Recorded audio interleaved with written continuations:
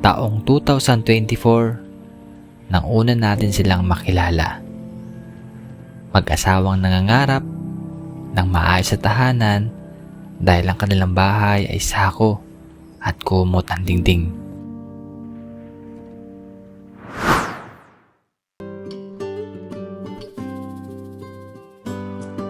Yan, so ito ata yung tinutukoy ni Mindoro ng ano ako.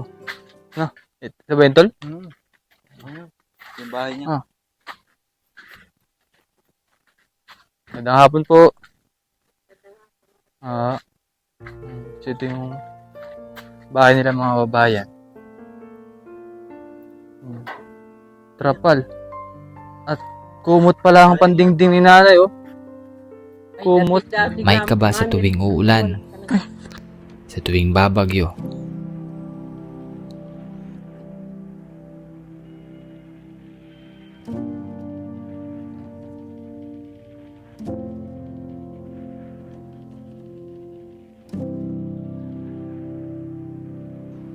Napakasarap pagmasdan na isa sila sa ating napabahayan. Sir, Manong. Ang pibiting pabahay, Opo. number 5. Maraming salamat. Kailangan natin tapusin para para matirhan nyo na. Ang matira dyan ay bagong kasal. Bagong kasal. Bagong kasalaman nilang muna. Oo, kayo. Na pinagkaloob ng ating sponsor na si Ma'am Betty. Maraming salamat po.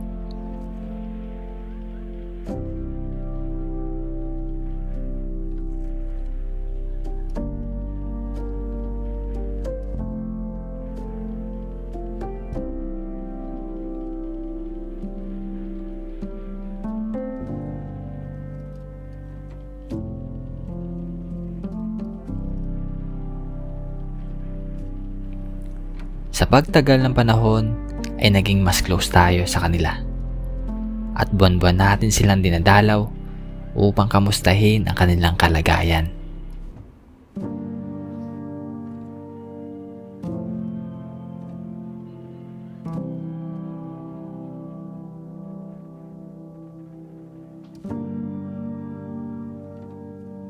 Kailan lang po natapos? Ikalabas lang namin ng ospital nung... Ay, na-hospital po kayo? Bakit anong nangyari po? Pag-umad din pa ako nun. Pinahospital ko yan. Ha? Pinahospital ko. Ka Dr. De Los Reyes.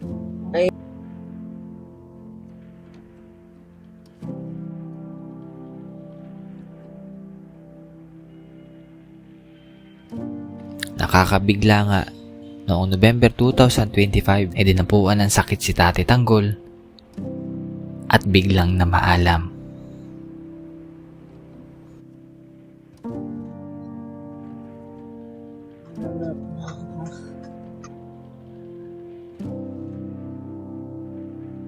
Nakakapanibago si Tate Tanggol kasi pag dating ko dito, lakas yan, lagi pong masalubong sa akin. Nakangiti. Kaya pala pagdating ko din kanina, walang sumulubong. Antay ko din nga sa labas po kasi kita niya daw ako doon pag dito siya nakatambay, tapos kita ako doon sa labas. Ayun pala may sakit si Chong Tanggol. Ganyan na pala ang sitwasyon niya.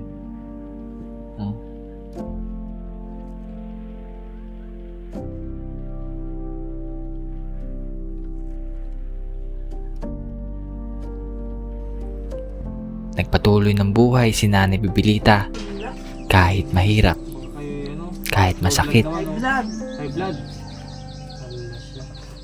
Ay, 200 lang daw ko nung isang araw. Ngayon ay 163. Nagbibi ako kanina. Ito yung mamati din ako ng upo. Ay, ito po yadaan lang namin, nanay.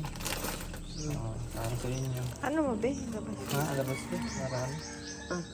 Minimum yung lamog na sambre. Awag ng balita, nanay. Medyo naka-recover ng kaunti. Pero may dating na malungkot. Naalala si Tate Tanggol. Ay, malungkot na eh.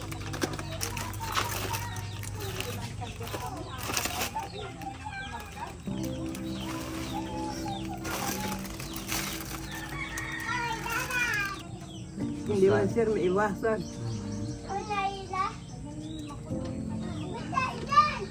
Lalo kasama pa man din araw-araw, ano? Iba din kasi yung Tatay Tanggol, makuwela yun. Ay malinis po dyan, malinis. Malinis talaga sa paligid.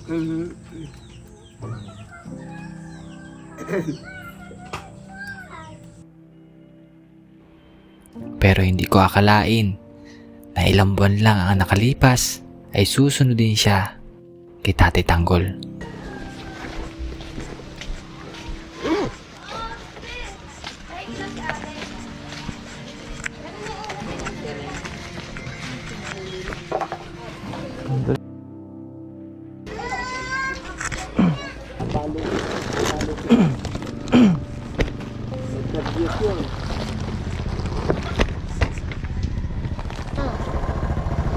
Huwag ka nang masama dun. Interview. Hindi ka na. Kasama na. Ari man din si vlogger. Ay,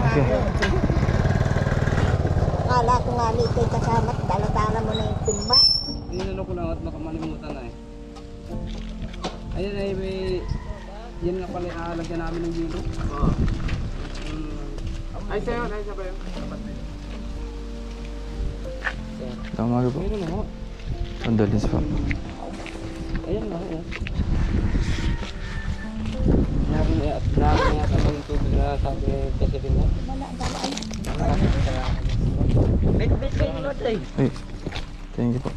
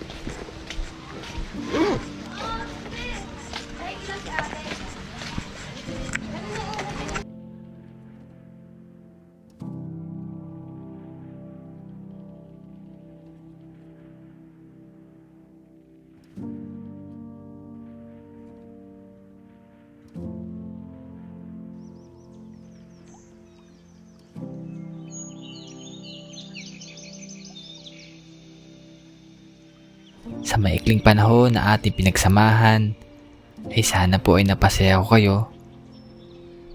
Paalam po at maligayang paglalakbay sa magandang paraiso.